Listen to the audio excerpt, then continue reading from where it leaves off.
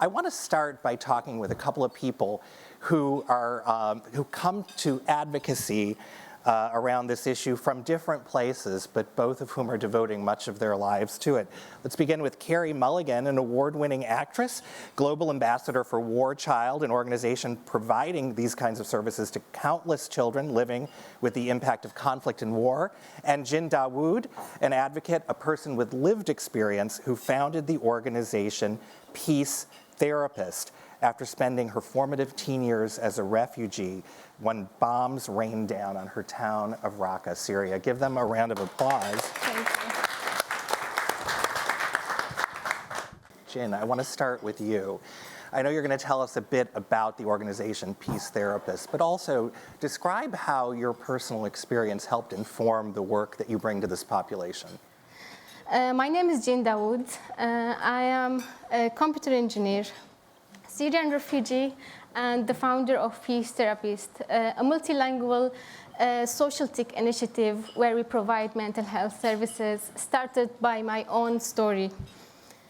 I was 15 years old when a barrel bomb hit our apartment in Raqqa. And the room where I had lived and everything was destroyed. We escaped in the night, and we were obligated to get into Turkey between minefield, and it was really hard, and everything felt like a horror film at a moment, and we didn't realize that war is happening until it was between of us, until the flights were above of us, until it started to hit beside the places beside of us, and people started to die, and everything started to be really as a crisis. And yet, when we reached Turkey, I learned about the second kind of war. The war inside of me, I learned about that was the war that I could not escape. Had a lot of psychological problems, and I could not leave the home for a total 1 year. That invisible war nearly broke me, but it also gave me a mission to ensure that no survivor of crisis has to offer in silence again, like me.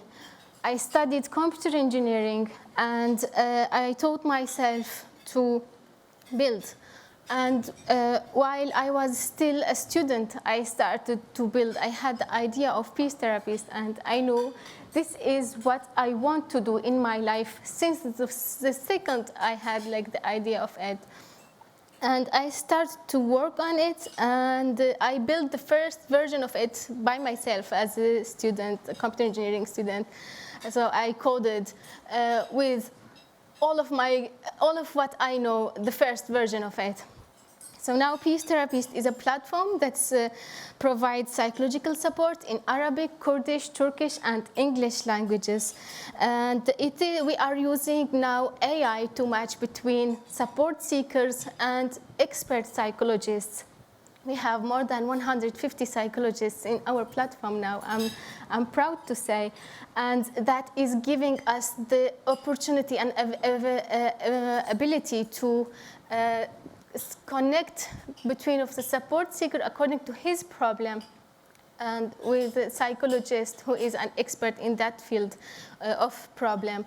And Carey, tell us a little bit about how you came to learn about War Child and why it resonated with you. I'm so honored to be sitting on a stage with you. So much. I had read your story, and then to just hear you tell it is it's unbelievably inspiring. So thanks a lot. It's my honor also. So I became involved with War Child in 2014. I knew about War Child because my brother was in the military, and he had come across War Child in his attempt to help a girls' school in Afghanistan. So I knew that they were focused on mental health. And I was doing a play in London, and I would always sit and listen to the news whilst I was getting ready. And that summer was a kind of, at the time, a record-breaking, catastrophic summer for children in conflict. about 500 children died in Gaza.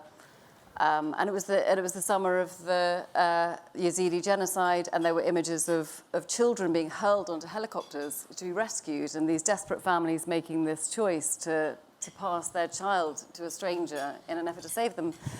And I couldn't stop thinking about the impact on those children who were in the helicopter and who was left behind on the mountain. And it seemed then, and does seem still now, that survival is a sort of satisfactory outcome for children in conflict zones, that we've accepted that if you just make it through, then that's okay, that's enough. And when I went on my first trip with War Child to Goma in 2014, I could see that actually their focus was on everything that needs to happen after survival and everything that needs to happen to rebuild a child's life and their ability to learn and function and recover from trauma. And so from day dot, I could see, well, this is really specialist, this is focused, and this is vital. So then that was my sort of first moment with them. And then since then, I've been privileged to go to places over the years and meet lots and lots of children who've been through War Child programs and seen children at the very beginning of their journey of coping with trauma and through the program seeing these incredible cases of children just being able to recover. I think that is a really important point that's central to this conversation, and I'm sure Jen agrees that we think about the distress in the moment, the triage, if you will, but the long-term impact on a life. I mean, so what do you hear from the people you serve through Peace Therapists? What are some of the big issues that kids come to the table with, and how do you serve them? In fact, people are reaching out for really different reasons, but in our case, mostly they are trauma, depression and anxiety mostly. The reason is that we are working mostly with refugees, displaced populations, and also earthquake victims. At the same time, it's so important to do this work with disadvantaged groups, with these groups who are in need of us. That's why in Peace Therapists, we always, as we are working in 3 different ways, we work with individuals where anyone can reach out for support. We also work with organizations. We do collaborate with them, we do contracts, and that is why I see doing collaborations is so empowering Peace Therapists to be able to empower our social plan, where we are providing free mental health services for refugees and disadvantaged groups. In this collaborations, it could be collaborations to provide services to refugees, to earthquake victims, to staff mental health. It could be more personalized services to be able to reach the support. That's why it's so important for people to be able to have therapy, to be able to rebuild themselves from inside and start the inner peace. And that is where the name of Peace Therapists is coming from. Peace, to build inner peace from inside and also contribute in building peace in the world.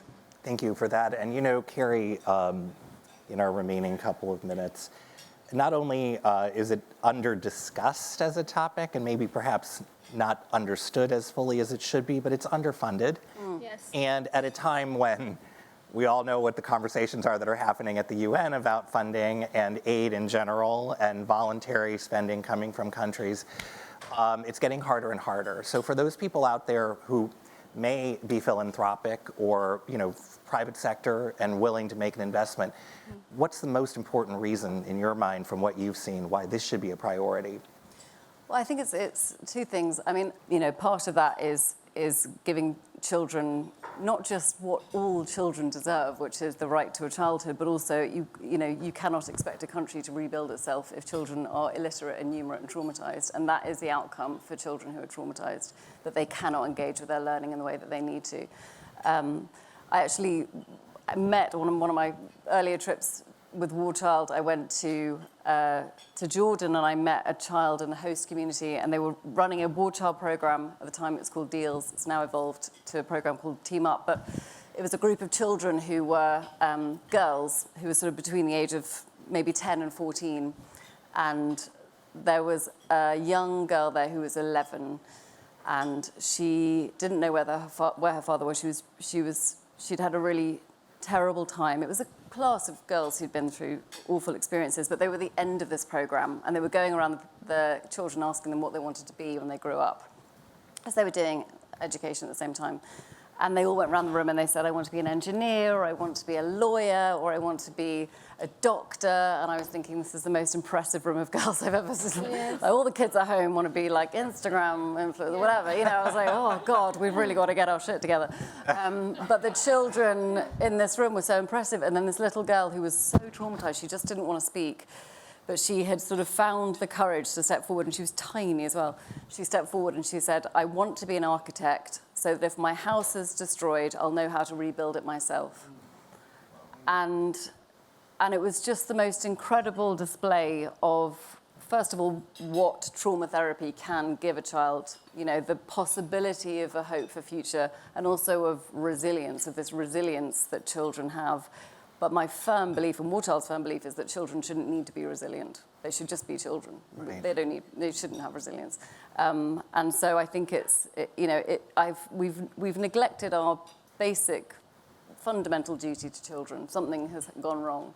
And so I think to restore a child's childhood, it's just the most important thing we can be doing. Of course, it's one of the first lines you read on Warchild's website: no child should be involved in war. Yeah. And we are talking about a population across the board of 300 million people in humanitarian situations, more than 60 million of them suffering from mental health consequences. So as you said astutely, there are economic repercussions for the future, there are geopolitical repercussions for the future. So I can't thank you both enough for coming and sharing your stories. Carey Mulligan, Jin Dawood. Thanks.